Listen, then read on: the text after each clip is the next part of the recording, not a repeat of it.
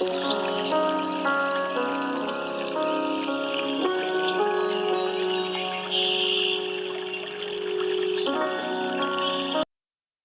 മത്തായിയുടെ സുവിശേഷം 8-ാം അധ്യായം 5 മുതൽ 11 വരെയുള്ള വാക്യങ്ങൾ. ശതാധിപന്റെ ഭൃത്യനെ സുഖപ്പെടുത്തുന്നതാണ് നാം സുവിശേഷത്തിൽ വായിക്കുന്നത്. എന്നാൽ 1-ാം വായനയോട് ചേർത്ത് ഇന്ന് സുവിശേഷത്തെ നാം വിചിന്തനം ചെയ്യുമ്പോൾ ആഗമനകാലമായതുകൊണ്ട് തന്നെ പ്രധാനപ്പെട്ട സന്ദേശം 11-ാം വാക്യത്തോട് ചേർത്താണ് മനസ്സിലാക്കുന്നത് കുറെ കൂടി സുന്ദരമാവുക.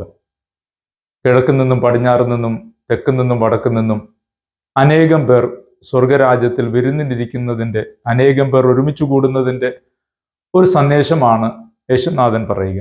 ശതാധിപന്റെ വിശ്വാസം അത് ഇസ്രായേലിൽ പോലും കാണാത്തത്രയും തീവ്രതയുള്ളൊരു വിശ്വാസമായിരുന്നു. ഈ വിശ്വാസത്തെ മുൻനിർത്തി യേശുവിനോടൊപ്പം നടക്കുന്ന മനുഷ്യർക്ക് കൃത്യമായ ഒരു ധാരണ കൊടുക്കുന്നു.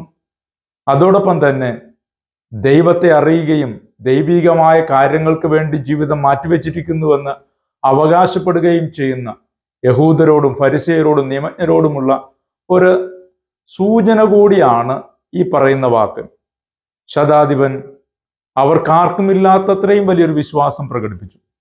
ആ വിശ്വാസത്തിന്റെ ആഴത്തിൽ നിന്ന് ശതാധിപൻ തനിക്കുള്ളതിനേക്കാൾ വലിയ അധികാരമുള്ളവനാണ് ക്രിസ്തു എന്ന് അംഗീകരിച്ചു.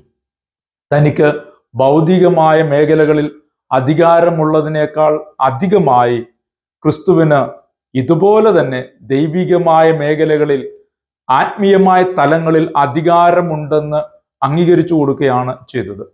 യേശുനാഥന്റെ അസ്തിത്വത്തെ, യേശുനാഥന്റെ അധികാരത്തെ ചോദ്യം ചെയ്യുന്ന ഒരു സമൂഹത്തിന്റെ മുന്നിൽ ഏറ്റവും നല്ല സാക്ഷ്യമായിട്ട് തന്നെ ഇതിനെ മനസ്സിലാക്കണം. ഇത് പറഞ്ഞു കഴിയുമ്പോഴാണ് ഈ വിശ്വാസ സാക്ഷ്യത്തെ യേശുനാഥൻ ശ്ലാഘിച്ചു കഴിഞ്ഞിട്ടാണ് യേശുനാഥൻ പറയുക, ഈ നിൽക്കുന്നവരല്ല, മറ്റു സ്ഥലങ്ങളിൽ നിന്ന് മനുഷ്യർ വന്നു ചേരുന്ന ഒരു കാലമുണ്ട് എന്ന് പറയുന്നത്.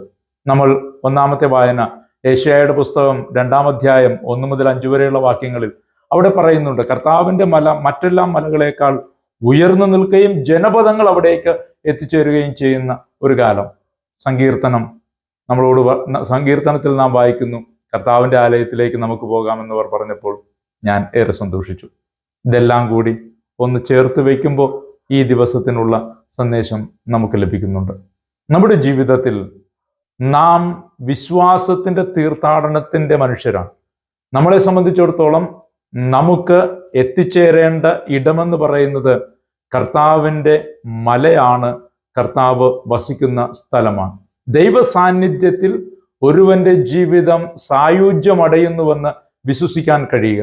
അതുകൊണ്ട് തന്നെ അനേകം മനുഷ്യര് തങ്ങളുടെ ജീവിതത്തിന്റെ അന്വേഷണം കൊണ്ട് കണ്ടെത്തുന്ന ദൈവത്തെ നമ്മുടെ ജീവിതത്തിൽ അവൻ നൽകിയിരിക്കുന്ന കൃപ കൊണ്ട് സ്വന്തമാക്കാൻ കഴിഞ്ഞപ്പോൾ ഏറെ ഭാഗ്യമുള്ള മനുഷ്യരാണെന്നുള്ള ബോധ്യത്തോടുകൂടെ കർത്താവിനോട് കൂടെ നടക്കാനായി പരിശ്രമിക്കുക. നമുക്കും അവന്റെ അടുക്കലേക്ക് മടങ്ങിപ്പോകാം. അവന്റെ ഗിരിശൃംഗത്തിന്റെ ഔന്നത്യത്തിൽ നമുക്കും നമ്മുടെ ജീവിതത്തിന്റെ സായുജ്യമടയാൻ പരിശ്രമിക്കാം. വിജാതിയർ കർത്താവിനെ അംഗീകരിക്കുകയും അവന്റെ ശക്തിക്ക് തങ്ങളെ തന്നെ സമർപ്പിക്കുകയും ചെയ്തതിനേക്കാൾ ഉപരിയായി നമ്മിൽ നിന്ന് അവിടുന്ന് പ്രതീക്ഷിക്കുന്നു എന്നുള്ള ബോധം ഹൃദയത്തിൽ കാത്തു സൂക്ഷിച്ച് മുന്നേറും.